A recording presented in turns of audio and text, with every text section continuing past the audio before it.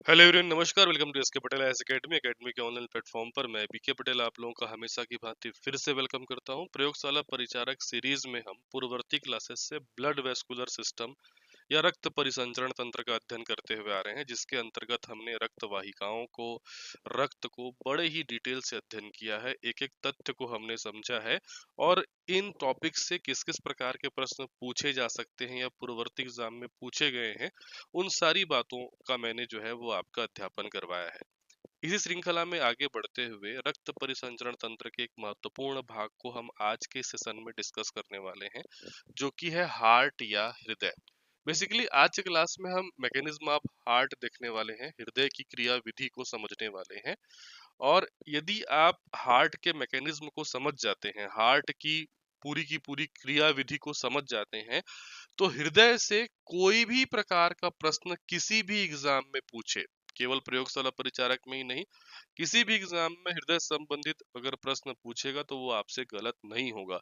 तो आज के क्लास में हम पूरे के पूरे हृदय की क्रिया विधि को समझेंगे और उससे बनने वाले समस्त प्रकार के प्रश्न भी हम देखने वाले हैं। एक एक तथ्यों को समझने के बाद उससे जुड़ा हुआ कोई भी क्वेश्चन यदि एग्जाम में आता है तो वो आपसे गलत नहीं होगा। तो इस क्लास का यदि आपको पीडीएफ चाहिए तो स्क्रीन के नीचे जो नंबर स्क्रॉल हो रहा है उस पे आप अपना नाम लिख करके, प्रयोगशाला लिख करके व्हाट्सअप कर दीजिए। साथ ही साथ वहां पे आपको निःशुल्क बैच से जुड़ने के लिए लिंक भी प्रोवाइड कर दिया जाएगा और वहां पे पीडीएफ भी आपको मिल जाएगा। आज की क्लास में हम क्या देखने वाले हैं, एक ब्रीफ प्रीव्यू मैं आपको दे देता हूँ। ठीक है, मानव हृदय संबंधित कुछ टर्म्स हैं उनको मैं बताने वाला हूँ। कार्डियोलॉजी क्या है, कार्डियक साइकिल क्या है, स्फिग्मोमैनोमीटर क्या है, नॉर्मल बीपी क्या होता है, हृदय की स्थिति के बारे में जो है वो हम अध्ययन करेंगे आगे चल करके। उसके बाद हम देखने वाले हैं आपका हृदय में कितने चैम्बर होते हैं, कितने कोष्ठ होते हैं, क्योंकि मनुष्य जो होता है वह स्तनी वर्ग में आता है, एक मैमल्स है। तो मैमल्स के जो आपके हार्ट में चैम्बर होते हैं, मनुष्य में जो आपकी संरचना होती है, उसको मैं समझाने वाला हूँ सिंपल डायग्राम के माध्यम से। उसके बाद हम जो है आपका इसमें आगे बढ़ेंगे और मानव हृदय की क्रिया विधि को डिटेल से जो है वो आपका एक एक इमेज के माध्यम से समझते जाएंगे। नेट पे जो आपको इमेज देखने को मिलेगा वो बड़ा ही जटिल होता है। ये इमेज मेरे खुद के द्वारा जो है वो आपका बनाया गया, मैंने खुद ने ड्रॉ किया है। आपका नोमेनक्लेचर भी मैंने किया हुआ है यहाँ पे। तो एक एक करके स्टेप बाय स्टेप मैं इसको समझाते हुए चलूंगा ताकि आपके दिमाग में ये पूरी तरीके से बैठ जाए। ठीक है, तो चलिए क्लास की शुरुआत करते हैं और सबसे पहले हम कुछ टर्म्स के बारे में जो है देख लेते हैं, कुछ शब्दावली के बारे में देख लेते हैं। ये सिंपल क्वेश्चन के रूप में कई बार एग्जाम में पूछे जा चुके हैं।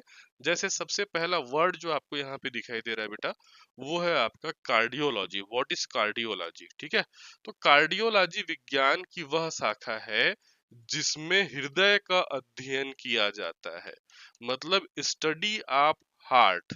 ठीक है, हृदय का अध्ययन क्या कहलाता है? कार्डियोलॉजी। ठीक है, देखो क्या है, मैंने ब्लड पढ़ाने के दौरान एक वर्ड यूज किया था, हिमेटोलॉजी।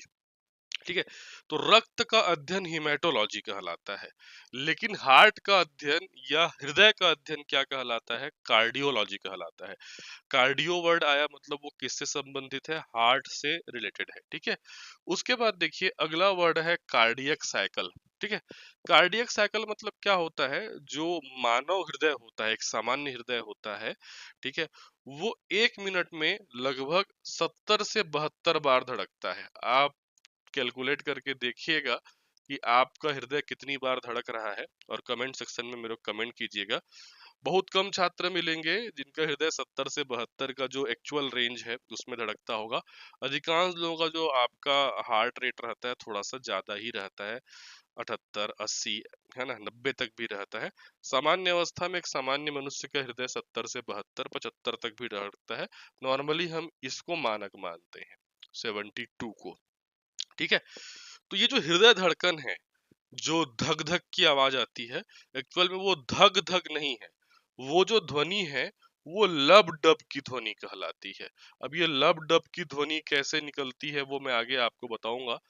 हमारे हार्ट में जो है सेमिलुनर वॉल्व पाए जाते हैं, अर्धचंद्राकार कपाट पाए जाते हैं, वो खुलते हैं बंद होते हैं, खुलते हैं बंद होते हैं, उसी से लब डब ऐसा साउंड निकलता है। तो वो लब डब को हमने जो है धक धक बना दिया है। तो एक धक और दूसरा धक के बीच में जो आपका समय होता है उसी को कहते हैं आपका कार्डियक साइकिल। सामान्य भाषा में कहूं तो दो धड़कन के बीच का समय वही कार्डियक साइकिल है। और एक कार्डियक साइकिल जो है पूरा करने में हार्ट को 0.8 सेकेंड लगते हैं। दो धड़कन के बीच का समय है 0.8 सेकेंड। इसीलिए तो एक मिनट में लगभग 70 से 72 बार धड़क जाता है हृदय। ठीक है। उसके बाद देखिए अगला एक वर्ड आपको यहाँ पे दिखाई दे रहा होगा, स्फिग्मोमैनोमीटर। स्फिग्मोमैनोमीटर एक प्रकार का क्या है, यंत्र है, एक प्रकार का उपकरण है। ठीक है। नॉर्मल जो बीपी होता है, ब्लड प्रेशर होता है, तो ब्लड प्रेशर को जांच करने का एक उपकरण होता है स्फिग्मोमैनोमीटर। इसका चित्र मैंने यहाँ पर नहीं रखा है क्योंकि पूर्ववर्ती क्लास में मैंने इसका चित्र आपको बता दिया है। नॉर्मल जहाँ पे ये पट्टा लपेट करके आपका बीपी जो चेक करते हैं, ब्लड प्रेशर जो चेक करते हैं, वही कहलाता है, वही उपकरण कहलाता है स्फिग्मोमैनोमीटर। इस प्रकार के सिंपल क्वेश्चन साइंस में कई बार पूछे जाते हैं। स्फिग्मोमैनोमीटर, बैरोमीटर, मैनोमीटर, तो अलग अलग जो आपके उपकरण होते हैं उसके अलग अलग कार्य होते हैं। स्फिग्मोमैनोमीटर ये मेडिकल से जुड़ा हुआ आपका उपकरण है जिससे मनुष्य का रक्तचाप, शुद्ध हिंदी में कहें ब्लड प्रेशर को तो क्या कहा जाता है, रक्तचाप, ब्लड प्रेशर की जांच की जाती है। एक सामान्य व्यक्ति का ब्लड प्रेशर कितना होता है? एक सामान्य व्यक्ति का ब्लड प्रेशर होता है 120/80 mm पर एच जी। एच जी मतलब मरकरी, पारा से इसको मात्रक को रखा गया है। तो 120/80 mm पर एच जी ये एक सामान्य व्यक्ति का ब्लड प्रेशर होता है। इसमें जो आपका 120 होता है इसको सिस्टोलिक प्रेशर कहते हैं। ये कौन सा प्रेशर कहलाता है? ये सिस्टोलिक प्रेशर जो है वो आपका कहलाता है। और जो आपका 80 है इसको डायस्टोलिक प्रेशर जो है वो आपका कहा जाता है। सिस्टोलिक प्रेशर और आपका डायस्टोलिक प्रेशर, हालांकि इतना पूछता नहीं है। सिस्टोलिक प्रेशर को जनरली एसपी से इंडिकेट करते हैं, डायस्टोलिक प्रेशर को जो है वो आपका डीपी से इंडिकेट करते हैं। हृदय का धड़कना, आपका सिकुड़ना, फैलना, सिकुड़ना, उसको ये इंडिकेट करता है। ठीक है। तो कभी कभार डिटेल में अगर पूछ देगा तो ऐसा पूछ सकता है कि सिस्टोलिक प्रेशर एक मानक कितना होता है, डायस्टोलिक प्रेशर मानक कितना होता है। तो सिस्टोलिक प्रेशर मानक माना जाता है 120 और डायस्टोलिक प्रेशर मानक माना जाता है आपका 80। इसीलिए कहा 120/80 mm पर एच जी। ठीक है। यदि सिस्टोलिक प्रेशर 120 की जगह 140 या उससे ऊपर हो जाता है तो ये हाई बीपी का कंडीशन है। सेम यदि डायस्टोलिक प्रेशर जो है ये 90 से ऊपर चला जाता है, ये भी हाई बीपी या हाइपरटेंशन जो है वो आपका कहलाता है। तो नॉर्मली जो है 120/80 mm पर H G, 120 systolic pressure, 80 diastolic pressure, ये मानक है। 140 प्लस जो है वो आपका हाई बीपी हाइपरटेंशन कहलाता है सिस्टोलिक प्रेशर की श्रेणी में। डायस्टोलिक प्रेशर जो है 90 से ऊपर चला जाता है वो भी हाई बीपी कहलाता है। सिस्टोलिक प्रेशर का बढ़ना आम बात है मनुष्यों में, जो है आजकल वर्तमान में जो खान पान रहन सहन है उसमें सिस्टोलिक प्रेशर बढ़ता ही है। लेकिन डायस्टोलिक प्रेशर अगर बढ़ रहा है तो ये थोड़ा सा सीरियस जो है वो आपका सोचने का विषय है। ठीक है। इसमें जो है का कार्डियक जो डिसीज होते हैं, हृदय संबंधित बीमारियां होती हैं, कार्डियक अरेस्ट होता है या हार्ट अटैक का खतरा जो है इससे जो है वो आपका बढ़ जाता है। तो मानव हृदय को मैंने इन सामान्य शब्दावलियों से जो है वो आपका समझाने की शुरुआत की है कि स्टडी ऑफ हार्ट होता है क्या, कार्डियोलॉजी। एक कार्डियक साइकिल के बीच में समय 0.8 सेकेंड लगता है और एक मिनट में जो हृदय है लगभग 70 से 72 बार धड़क जाता है। स्फिग्मोमैनोमीटर नॉर्मल ब्लड प्रेशर, जो आपका ब्लड प्रेशर का मापने का जो उपकरण होता है उसको स्फिग्मोमैनोमीटर कहते हैं। एक नॉर्मल ब्लड प्रेशर मनुष्य में होता है 120/80 mm पर एच जी, जहाँ पे 120 सिस्टोलिक प्रेशर है और 80 डायस्टोलिक प्रेशर है। ठीक है। अब मैं हृदय की संरचना की ओर थोड़ा सा आपको लेकर के चलता हूँ। हृदय की संरचना में जाने से पहले आप हृदय की स्थिति समझिए कि शरीर में जो आपका हृदय है, ठीक है, उसकी स्थिति जो अगर हम देखें तो मानव शरीर में वो बाएं भाग में स्थित होता है। बायां मतलब मानव शरीर के लेफ्ट साइड में जो है वो आपका स्थित होता है।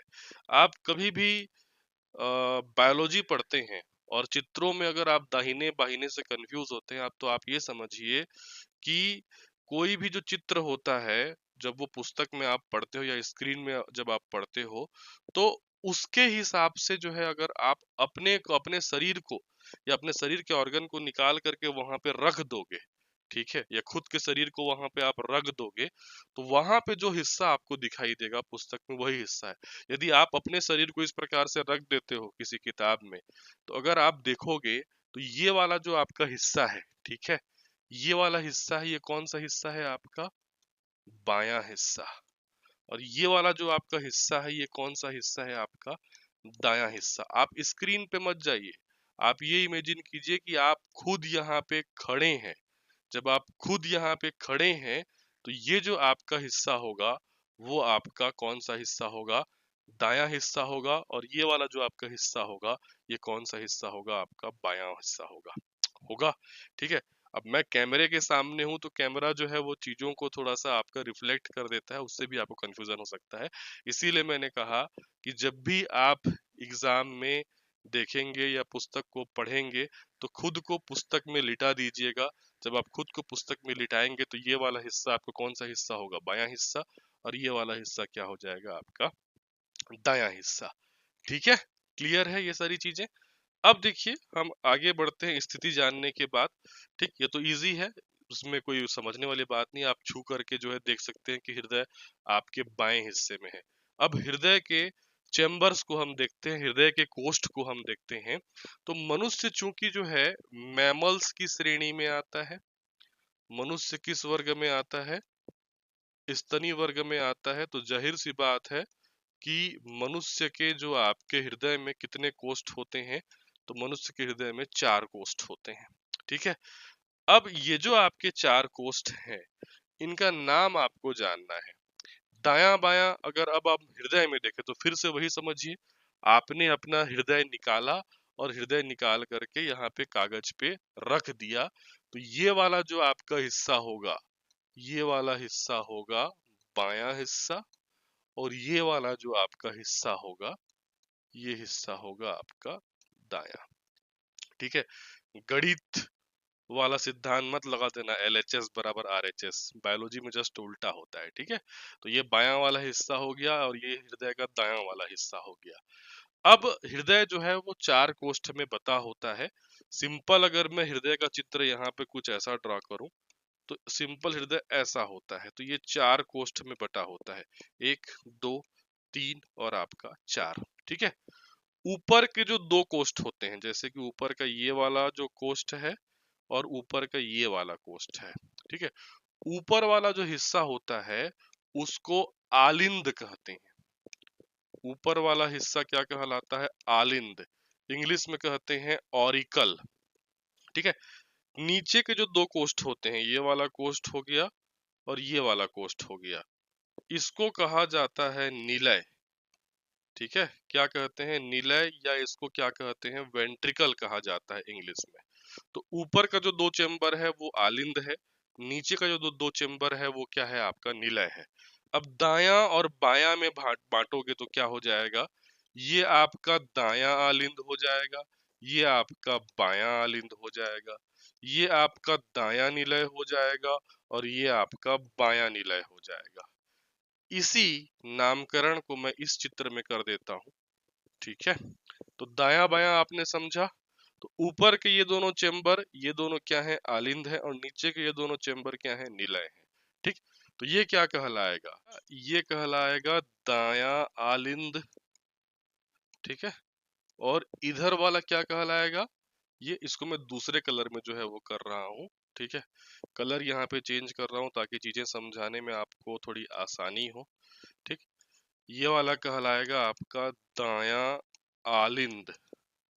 ठीक, और उधर वाला जो है वो कहलाएगा बायां आलिंद। बायां आलिंद। उसी प्रकार के नीचे वाला हिस्सा क्या कहलाता है? निलय। ठीक है, तो ये वाला जो आपका हिस्सा है ये कहलाएगा दायां निलय। दायां निलय, और इधर वाला जो आपका हिस्सा है वो कहलाएगा बायां निलय। ठीक है, तो ऊपर के दो आलिंद, नीचे के दो निलय, दायां आलिंद, बायां आलिंद, दायां निलय, बायां निलय। ठीक है, दायां आलिंद और नीचे है आपका दायां निलय, और इधर है बायां आलिंद और नीचे है आपका बायां निलय। ठीक है, तो ये हो गया चार कोष्ठ। अब मैंने यहाँ पे कलर इसलिए अलग रखा है ताकि आपको ये समझा सकूं कि हृदय के एक भाग में आपके शुद्ध रक्त रहता है और हृदय के दूसरे भाग में अशुद्ध रक्त रहता है। ये बीचों बीच आपके हृदय का बीच वाला हिस्सा मान लो। इस चित्र में भी देखिए, एक तरफ लाल कलर से इंडिकेट किया गया है और एक तरफ नीले कलर से इंडिकेट किया गया है। नीला कलर मतलब अशुद्ध रक्त और लाल कलर मतलब आपका शुद्ध रक्त। तो हृदय का जो आपका बायां हिस्सा होता है, चाहे आलिंद हो चाहे निलय हो, यहाँ पे शुद्ध रक्त भरा रहता है। शुद्ध रक्त मतलब ऑक्सीजन युक्त जो आपका रक्त होता है उसको शुद्ध रक्त कहते हैं। जबकि हृदय का जो आपका दायां हिस्सा होता है वो नीले कलर में इंडिकेट किया गया है, क्योंकि दाएं भाग में चाहे दायां आलिंद हो चाहे दायां निलय हो, यहाँ पे आपका अशुद्ध रक्त भरा हुआ रहता है। अशुद्ध रक्त मतलब कैसा रक्त? CO2 युक्त रक्त, कार्बन डाइऑक्साइड युक्त रक्त। अभी तो मैं इसको डिटेल में आपको समझाने वाला हूँ, लेकिन एक बेसिक कंसेप्ट आप दिमाग में बिठाते हुए चलिए। सबसे पहले तो आप ये याद रखिए कि मानव हृदय चार कोष्ठ में बटा होता है। ऊपर के जो दो चैम्बर होते हैं वो आलिंद कहलाते हैं और नीचे के जो दो चैम्बर होते हैं वो निलय कहलाते हैं। तो दायां वाला दायां आलिंद कहलाएगा, बायां वाला बायां आलिंद कहलाएगा, नीचे में दायां वाला दायां निलय कहलाएगा, बायां वाला बायां निलय कहलाएगा। ठीक है, याद रखेंगे कि दाहिने भाग में अशुद्ध रक्त भरा रहता है, चाहे आलिंद हो चाहे निलय हो, दोनों में अशुद्ध रक्त रहता है। ठीक है, और बाएं भाग में शुद्ध रक्त भरा हुआ रहता है, बाएं आलिंद और बाएं निलय में। ठीक है, शुद्ध अशुद्ध से मतलब ऑक्सीजन युक्त रक्त शुद्ध रक्त है और कार्बन डाइऑक्साइड युक्त रक्त जो है वो आपका अशुद्ध रक्त होता है। क्लियर है? इतनी बातें आपको समझ में आई। अब हम मेन पॉइंट पे आते हैं और अब समझते हैं हृदय की क्रिया विधि। हृदय की क्रिया विधि जो है, अगर आप नहीं समझ पाए हैं कभी या नहीं पढ़े हैं तो ये बहुत ही जटिल चीज है, क्योंकि सारी क्रियाएं हृदय में एक साथ होते रहती हैं। लेकिन इसको एक साथ पढ़ा नहीं जाता, पढ़ा जाता है स्टेप बाय स्टेप। तो मैंने आपके लिए क्या किया है, मेहनत करके यहाँ पे उन स्टेप्स को लिख भी दिया है और चित्र के रूप में यहाँ पे प्रदर्शित भी किया है कि किस प्रकार से मानव हृदय की क्रिया विधि जो है वो आपका बढ़ती है आगे। मतलब ये स्टेप बाय स्टेप में होने वाली प्रक्रिया नहीं है, ये सारी प्रक्रियाएं एक साथ होती है। लेकिन पहली बार आपको समझने के लिए इसको स्टेप बाय स्टेप जो है वो आपका समझना पड़ेगा। ठीक है, तो यहाँ पे मैंने जो चित्र रखा हुआ है उससे पहले परिचित हो जाइए। यहाँ पे मैंने एक सिंपल चित्र जो है वो आपका रखा हुआ है। ये वाला हिस्सा हो गया दायां हिस्सा, ये वाला हिस्सा हो गया आपका बायां हिस्सा। ठीक है, दाएं हिस्से में आ मतलब ये दायां आलिंद है और नी मतलब ये दायां निलय है। उसी प्रकार से बाएं हिस्से में मतलब बायां ये आलिंद है और ये बायां क्या है आपका निलय है। क्लियर है?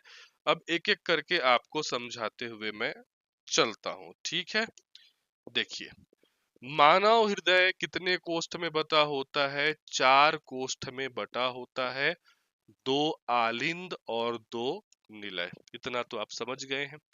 नेक्स्ट, दाएं तरफ एक आलिंद और एक निलय और बाएं तरफ एक आलिंद और एक निलय होता है। दाएं तरफ एक आलिंद और एक निलय और बाएं तरफ एक आलिंद और एक निलय होता है। इतना समझ गए हैं आप, पहले भी समझा चुका हूं। अब देखो बेटा, थोड़ा सा ध्यान केंद्रित आप करना। ये दायां आलिंद और दाएं निलय के बीच में यहाँ पे एक कपाट नुमा संरचना दिखाई दे रही है, एक वॉल्व दिखाई दे रहा है। सेम बायां आलिंद और बायां निलय के बीच में भी एक दरवाजा नुमा कपाट नुमा वॉल्व जो है वो आपका दिखाई दे रहा है। असल में क्या होता है, दायां आलिंद और दायां निलय के बीच में जो आपका वॉल्व रहता है उसको कहते हैं ट्राइकस्पिड वॉल्व। इस वॉल्व को क्या कहा जाता है? Tricuspid valve. हिंदी में मत याद रखना, इंग्लिश में याद रखना। हिंदी में इसको कहते हैं, शुद्ध हिंदी में, त्रिवलनी कपाट। त्रिवलनी कपाट मतलब 3 वलन रहते हैं उसमें। ठीक है, तो दायां आलिंद और दायां निलय के बीच में जो कपाट है, जो रास्ता है, जो गेट है, जो वॉल्व है, उसको कहते हैं ट्राइकस्पिड वॉल्व, त्रिवलनी कपाट। ठीक है, जबकि बायां आलिंद और बायां निलय, बायां आलिंद और बायां निलय के बीच में जो कपाट होता है उसको बाइकस्पिड वॉल्व कहते हैं। बाइकस्पिड वॉल्व, हिंदी में द्विवलनी कपाट क्या कहा जाता है? द्विवलनी कपाट कहा जाता है। क्लियर है? ये वाल्व खुलते और बंद होते हैं। कैसे खुलेंगे बंद होंगे मैं आगे आपको बताऊंगा। और इन्हीं वाल्व के खुलने से आलिंद का रक्त निलय में आता है। ट्राइकस्पिड वाल्व के खुलने से दाएं आलिंद में भरा हुआ रक्त दाएं निलय में आता है। उसी प्रकार बाइकस्पिड वाल्व के खुलने से बाएं आलिंद में भरा हुआ रक्त बाएं निलय में आता है। क्लियर है?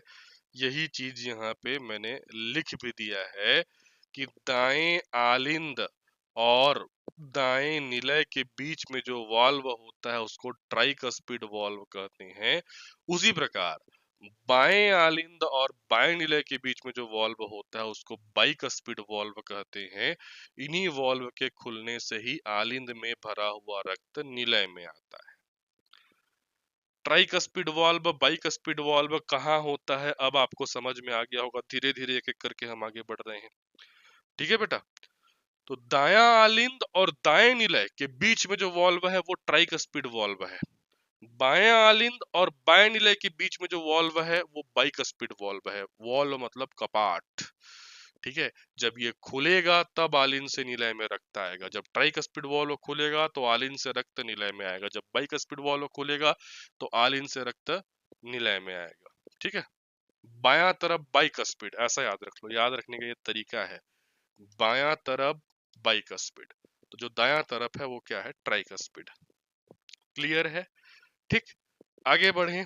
चलिए, इतनी क्रिया विधि अब आप समझ गए। तो जो चीजें मैंने आपको बता दी वो यहाँ पे मैंने नामांकित भी कर दी है। ठीक है, ये वाला जो आपका वॉल्व है, ये वाला जो आपका वॉल्व है दाएं भाग में वो है ट्राइकस्पिड वॉल्व, और जो बाएं भाग में वॉल्व है वो है आपका बाइकस्पिड वॉल्व। इतना तो समझ में आ गया है। अब हम आगे बढ़ते हैं। ठीक, अब देखिए क्या लिखा हुआ है उस पर फिर फोकस कीजिए, फिर इमेज के माध्यम से समझिए उसको। हृदय में दाईं ओर से शरीर के विभिन्न भागों से आए हुए कार्बन डाइऑक्साइड युक्त अशुद्ध रक्त जमा होता है। हृदय में ये जो दाईं ओर है, जो नीले कलर में आपको दिखाई दे रहा है, ये बोल रहा है कि इस नीले ओर या दाईं ओर शरीर के, ये जो शरीर मैंने बनाया है यहाँ पे, ये शरीर के विभिन्न भागों से अशुद्ध रक्त इस दाईं भाग में आकर के जमा होता है। हमारे शरीर में, ऊतकों में जब आपका क्रियाएं होती हैं तो वहां पे CO2 उत्पन्न होता है, और शरीर के सभी अंगों में जो CO2 बन रहा है वो रक्त के माध्यम से शरीर के विभिन्न भागों से रक्त में मिल करके वो CO2 हृदय के इस दाहिने भाग में जो है वो आपका एकत्रित होता है, ये बोल रहा है।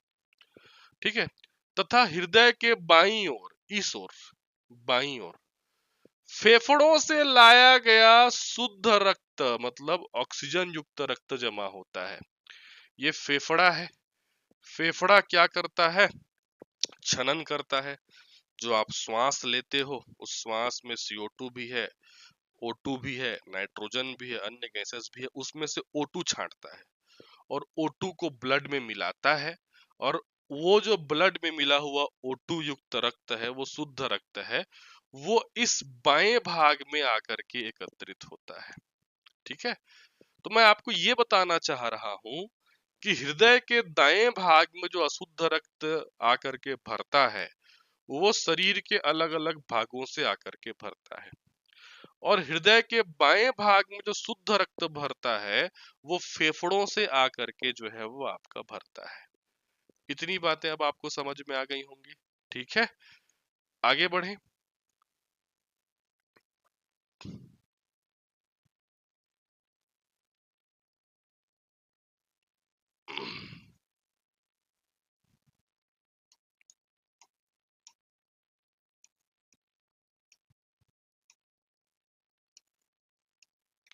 चलिए आगे बढ़ते हैं।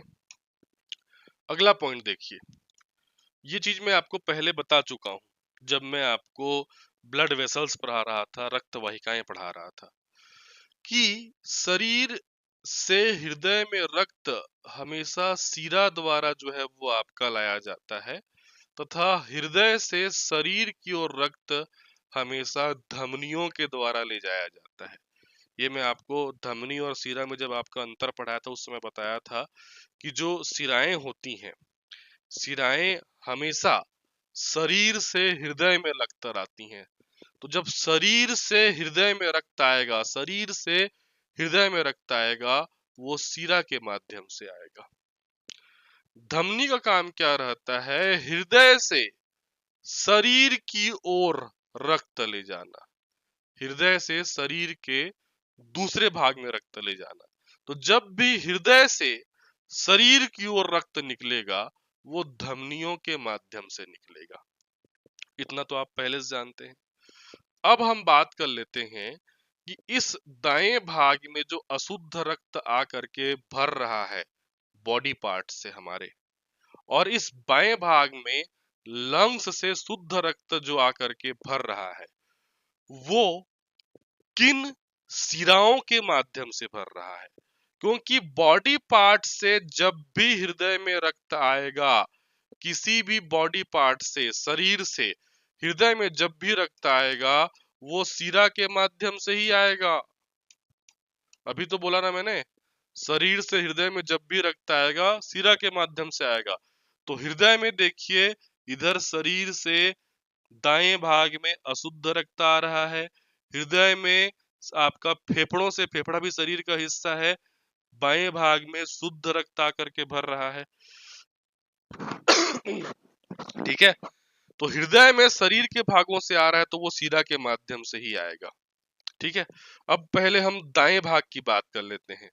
तो दाएं भाग में क्या होता है कि शरीर के अलग अलग भागों से रक्त, ठीक है, महाशिरा के माध्यम से आकर के इस दाएं भाग के दाएं आलिंद में भरता है। किस शिरा के माध्यम से आता है? महाशिरा। ठीक है, शरीर के ऊपर वाले भाग से, शरीर के नीचे वाले भाग से महाशिरा के माध्यम से रक्त इस आलिंद में आता है, दाएं आलिंद में। ये अशुद्ध रक्त है। क्लियर है? अब मैंने कहा कि इधर बाएं भाग में शुद्ध रक्त आकर के भर रहा है, किससे? फेफड़ों से। लेकिन ये भी शिरा के माध्यम से आना चाहिए, और इस चीज को मैं पढ़ा चुका हूं।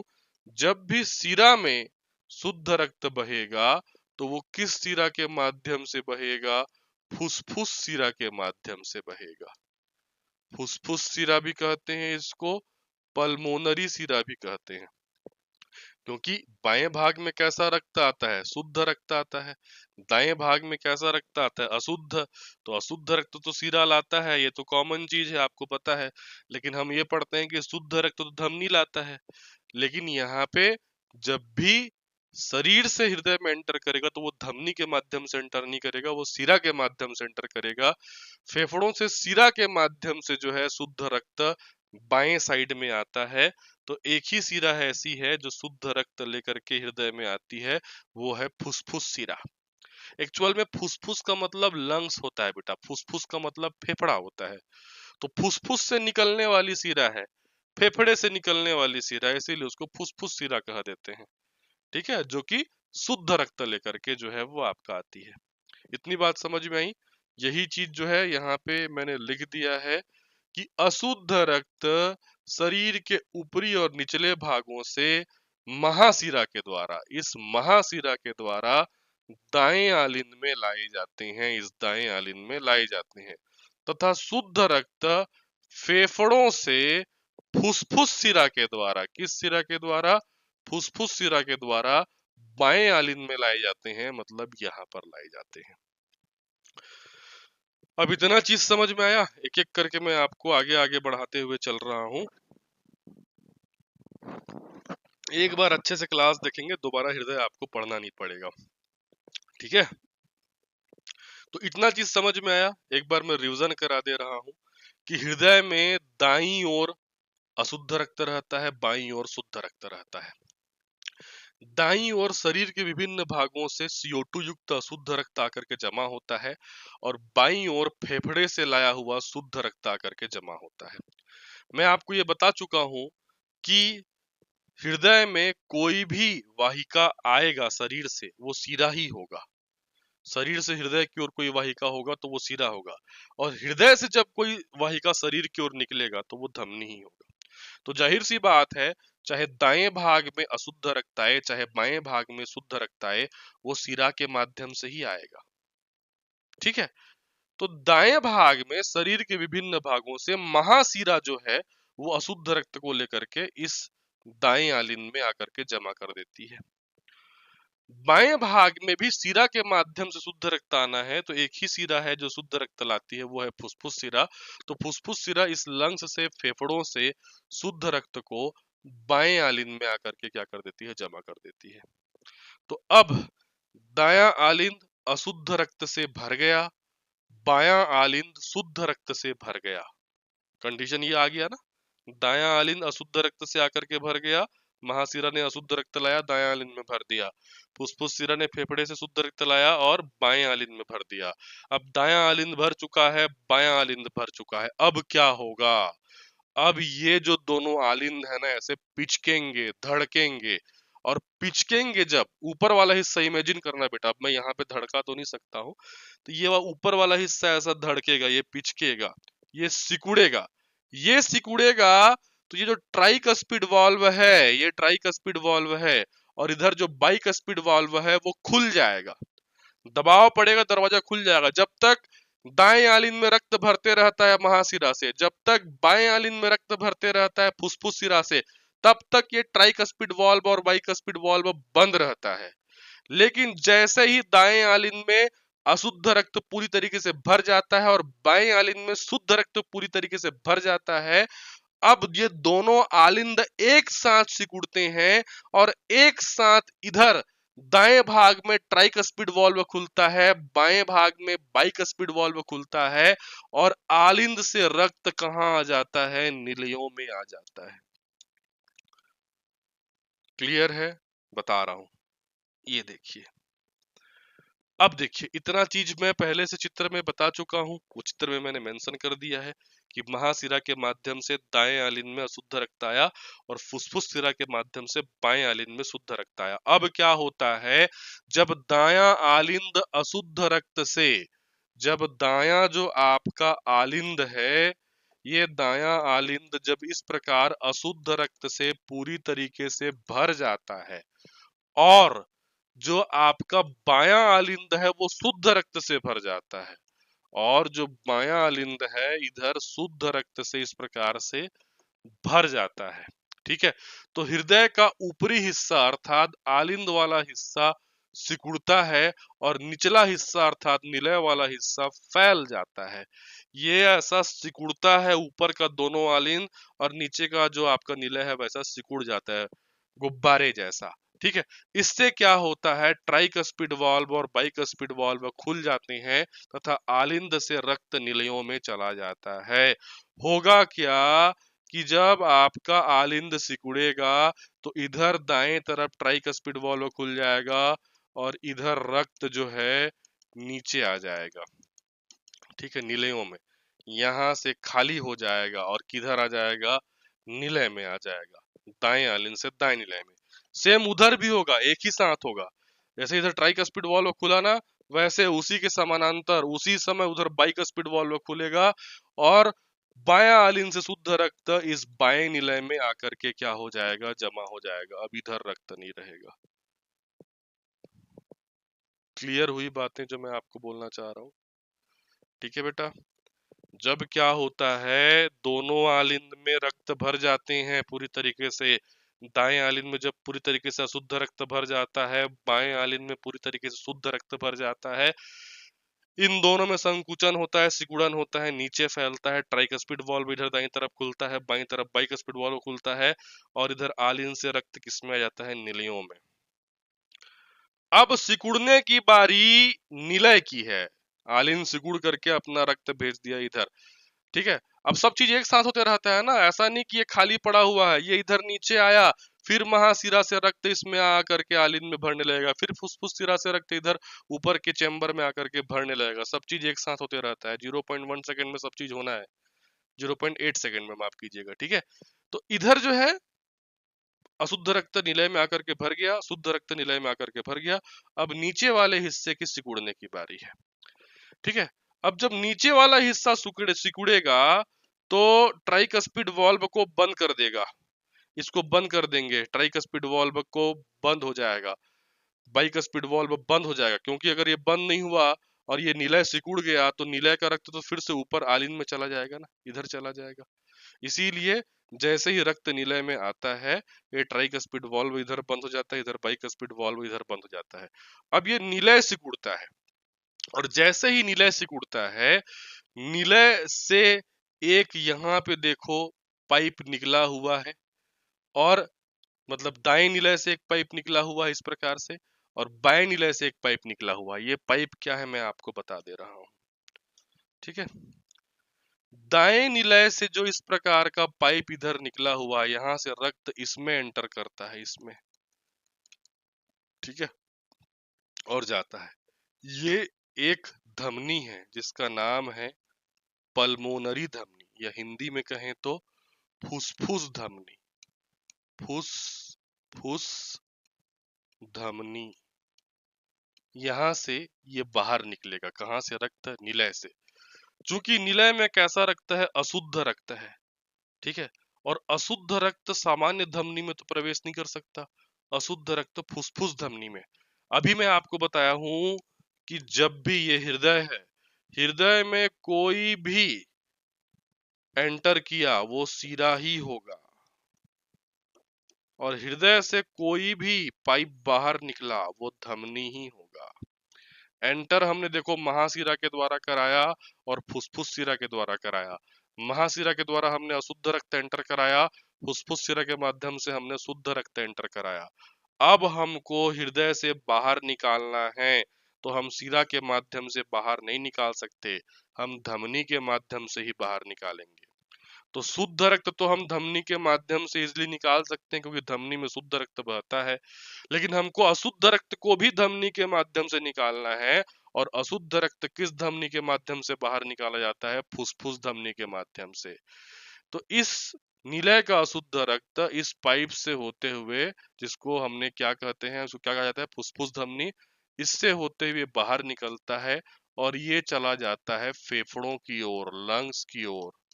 अब फेफड़ों की ओर क्यों जाता है? ये शुद्ध होने के लिए। चूंकि यह शुद्ध रक्त है, मतलब इसमें क्या मिला हुआ है? CO2 मिला हुआ है। ये फेफड़ों की ओर जाएगा, फेफड़ा क्या करेगा? उस रक्त से CO2 अलग कर लेगा, और श्वसन के माध्यम से शरीर से क्या कर देगा? बाहर निकाल देगा। तो एक प्रकार से ये रक्त शुद्ध होने के लिए किसके पास गया है? फेफड़ों के पास गया है। ठीक है। इधर क्या होता है? जब आपका निलय सिकुड़ता है तो निलय से भी एक पाइप यहाँ पे निकला हुआ है। तो निलय में चूंकि शुद्ध रक्त रहता है, इसीलिए निलय का जो आपका रक्त है इस प्रकार से शरीर के विभिन्न भागों में किसके माध्यम से जाता है? महाधमनी।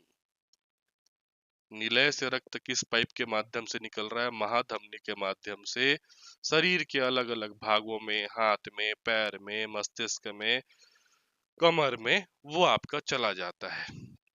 ठीक है। अब एक चीज ध्यान रखना, ये जो निलय से आपका फुसफुस धमनी निकला, ये पाइप, यहाँ पर भी एक कपाट है।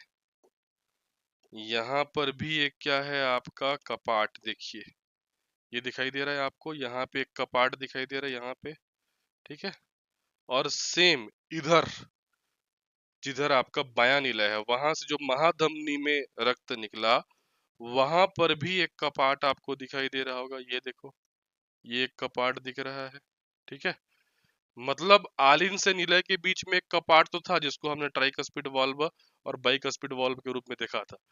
निलय से जो आपका धमनियां निकल रही हैं उनके बीच में भी कपाट है। ठीक है, तो इन कपाटों को क्या कहा जाता है? इन कपाटों को सेमी लूनर वॉल्व कहते हैं।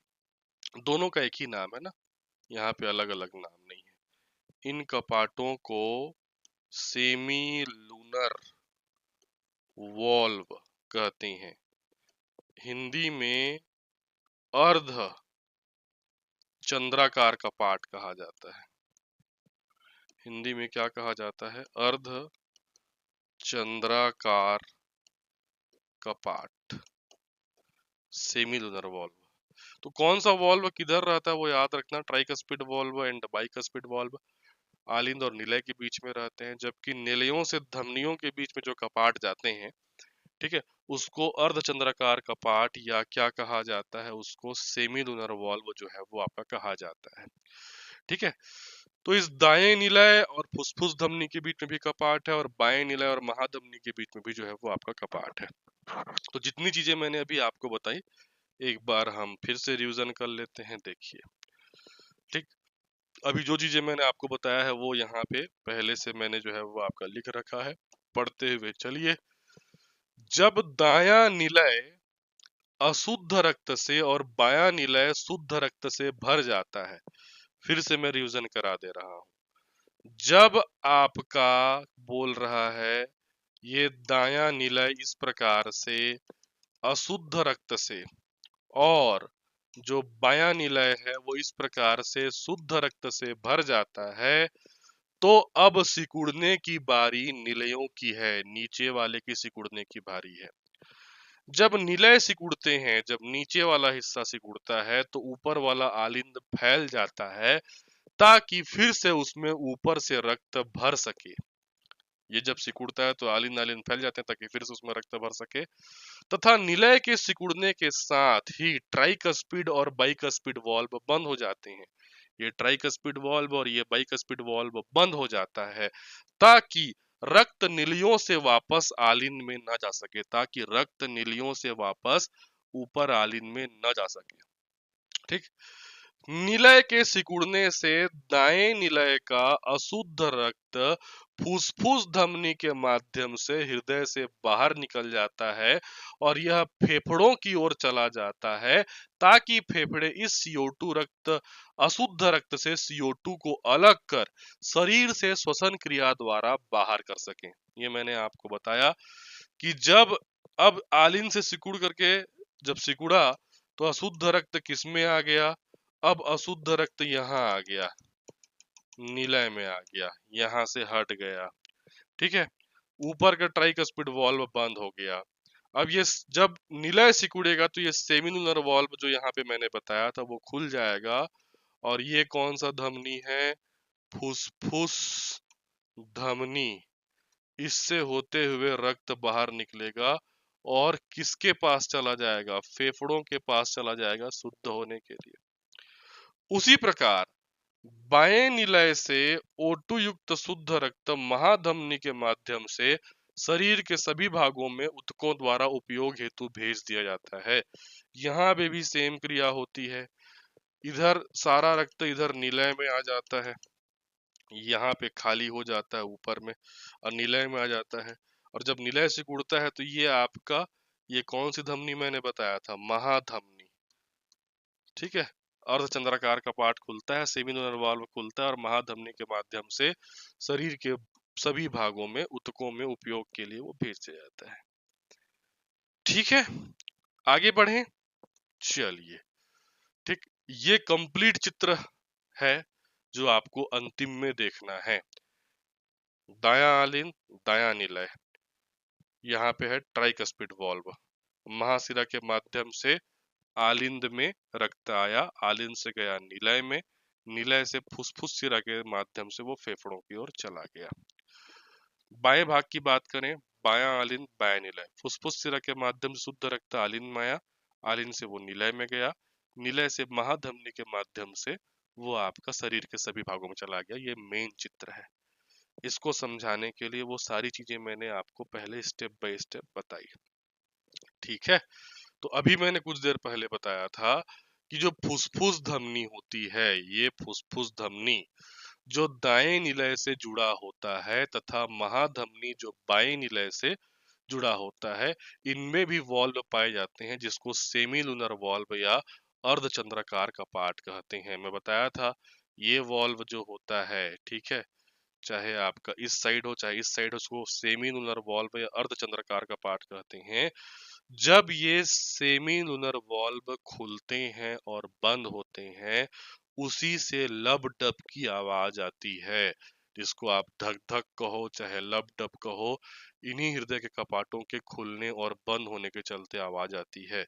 तो अब आप समझ गए होंगे कि आपका हृदय जो धक धक करता है या जो लबडब करता है, वो किस वॉल्व के खुलने और बंद होने से करता है। इस सेमी लूनर वॉल्व के, अर्धचंद्राकार कपाट के, ट्राइकस्पिड या बाइकस्पिड वॉल्व के नहीं, ऐसा करोगे तो गलती हो जाएगा।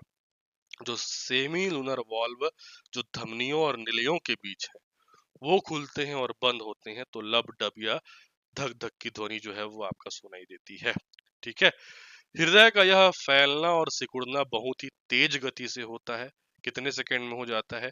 0.8 सेकंड में, जिसको एक कार्डियक साइकिल कहते हैं, जिसको एक हृदय चक्र या एक कार्डियक साइकिल कहा जाता है। और 1 मिनट में हृदय जो है अप्रोक्सीमेट 72 बार जो है वो आपका धड़कता है। तो ये है हृदय की क्रिया विधि।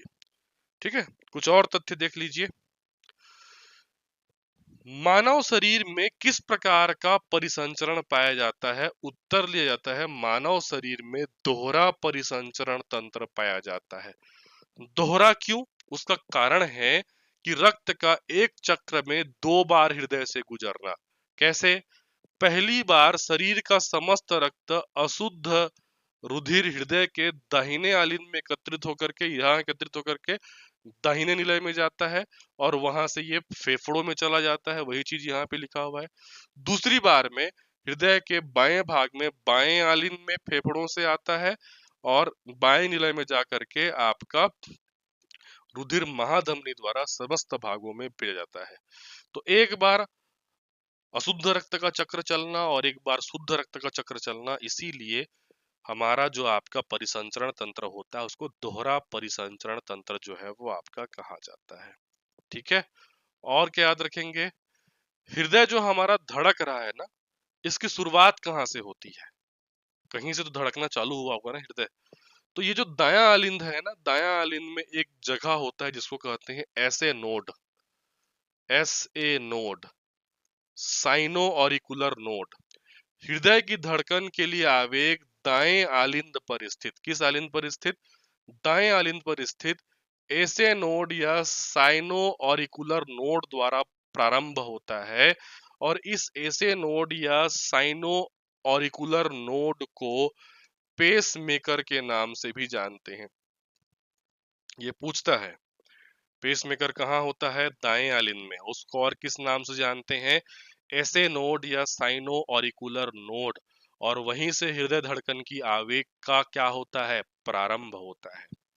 ठीक है, अब दूसरी बात, एक डिसीज के बारे में याद रखना। ब्लू बेबी डिसीज क्या होता है? ब्लू बेबी डिसीज क्या होता है कि हृदय में छिद्र होने के कारण शुद्ध व अशुद्ध रक्त मिल जाते हैं। हृदय में छेद होना, हृदय में छेद होना मतलब ये देखो, ये दोनों चैम्बर, इधर वाले में अशुद्ध रक्त, इधर वाले में शुद्ध रक्त, बीच में यहाँ कहीं पे अगर छेद हो गया तो शुद्ध और अशुद्ध मिल जाता है, शरीर नीला पड़ने लगता है, इसीलिए उसको ब्लू बेबी डिसीज कहते हैं। इसी प्रकार का हृदय में छेद होता है जिसको बंद किया जाता है डॉक्टरों के द्वारा हार्ट सर्जरी से। ठीक है, तो हृदय में छेद होने से अशुद्ध और शुद्ध रक्त आपस में मिल जाते हैं। वो जो आपका डिसीज होता है उसको क्या कहा जाता है? ब्लू बेबी डिसीज कहा जाता है। ठीक है, कई बार होता है कि इसको मैं ऑफलाइन पढ़ाऊं चाहे ऑनलाइन पढ़ाऊं, एक बार पढ़ाने से छात्र समझ तो पाते हैं लेकिन एक रिवीजन की और आवश्यकता होती है। तो मैं आपसे ये निवेदन करूंगा कि इस लेक्चर को आप 2-3 बार देखिए ताकि हृदय पूरी तरीके से दिमाग में बैठ जाए। रटिए मत किसी भी चीज को। ठीक है। अंतिम में मैं कुछ पॉइंट आपको बताता हूँ, कीप इन माइंड, कुछ चीजों को विशेष ध्यान रखें। ठीक है, क्या चीजों का ध्यान रखें अंतिम में मैं आपको बनाना चाह रहा हूं। जैसे ये हमने बना दिया दिल, हृदय, फिर से बता रहा हूं बेटा, हृदय में कोई भी वाहिका एंटर करेगी, कभी भी कोई भी वाहिका एंटर करेगी तो वो सीधा ही एंटर करेगा। ठीक है, और हृदय से कोई भी वाहिका बाहर निकलेगी तो वो धमनी ही बाहर निकलेगा।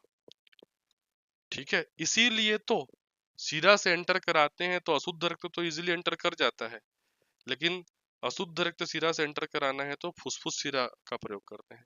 उसी प्रकार से शुद्ध रक्त धमनी से इजीली बाहर निकल जाता है, लेकिन अशुद्ध रक्त धमनी से बाहर निकालना रहता है तो फुसफुस धमनी का प्रयोग करते हैं। ये एक की पॉइंट दिमाग में याद रखना। ठीक है, यहाँ पे जो चित्र मैंने आपको काट के बताया था उसका एग्जैक्ट चित्र यहाँ पर है। ठीक है, ये देखो क्या है, ये महाशिरा है।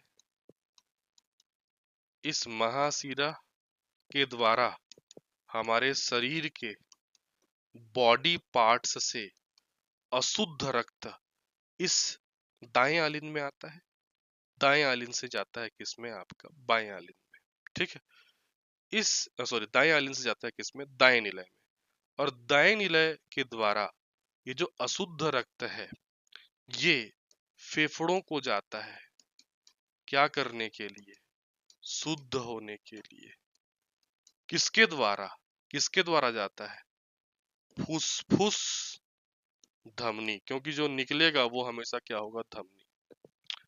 ठीक है, दूसरा जो मैंने आपको बताया, फेफड़ों से, फेफड़ों से शुद्ध रक्त फुसफुस शिरा द्वारा प्रवेश करता है किसमें, बाएं आलिन में। बाएं आलिन से ये बाएं निलय में आता है, और बाएं निलय से महाधमनी के द्वारा, किसके द्वारा, महाधमनी के द्वारा शरीर के सभी भागों में, बॉडी पार्ट्स में यूज करने के लिए भेज दिया जाता है। ठीक है, समझ में आया। ठीक, तो ये हो गया पूरा का पूरा हार्ट का मैकेनिज्म। आई होप चीजें आपको क्लियर हो गई होंगी। तो इतना डिटेल में जब आप हार्ट के मैकेनिज्म को समझेंगे तो उससे कहीं भी किसी प्रकार का खोद खोद के प्रश्न पूछे वो आपसे गलत नहीं होगा, आप उसको आसानी से क्रैक कर लोगे। ठीक है, अंतिम में बताना चाहूंगा कि जो छात्र प्रयोगशाला परिचारक का कंप्लीट कोर्स हमसे पढ़ना चाहते हैं उनके लिए प्रयोगशाला परिचारक का कंप्लीट कोर्स बहुत ही न्यूनतम शुल्क 2,990 रुपए में अभी भी अवेलेबल कराया जा रहा है।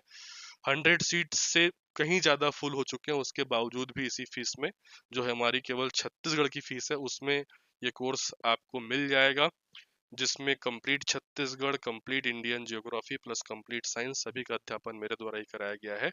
इसके बारे में अधिक जानकारी के लिए आप एकेडमी मैनेजर को डायरेक्ट व्हाट्सएप कीजिए। व्हाट्सएप नंबर है 7470960094। याद रहे, इसमें केवल वही मैसेज करें जिनको पेड कोर्सेज संबंधी जानकारी चाहिए। प्रयोगशाला परिचारक के अलावा आपका जो आरक्षक भर्ती आया है उसके लिए, छात्रावास के लिए, एडीओ के लिए, शिक्षक भर्ती के लिए, सीजीपीएससी प्री के लिए, व्यापम के लिए, प्री प्लस व्यापम के लिए, छत्तीसगढ़ स्पेशल अध्ययन, इन सभी का भी कोर्स अवेलेबल है जिसमें पूरा का पूरा जीएस पार्ट मेरे द्वारा ही अध्यापन कराया जाता है। इसकी जानकारी भी हमारे इस पेड क्लास के इंक्वायरी व्हाट्सएप नंबर 7470960094 से आप प्राप्त कर सकते हैं। फ्री क्लासेस से जुड़ने के लिए, नोट्स प्राप्त करने के लिए जिस बैच से आपको जुड़ना पड़ेगा वो है हमारा टेलीग्राम बैच। उसका लिंक प्राप्त करने के लिए स्क्रीन के नीचे जो नंबर स्क्रॉल हो रहा है वहां पे आप अपना नाम लिखिए और प्रयोगशाला लिखिए और हमको व्हाट्सएप कर दीजिए। मिलता हूं मैं आपको अगले लेक्चर में, तब तक के लिए धन्यवाद, थैंक यू।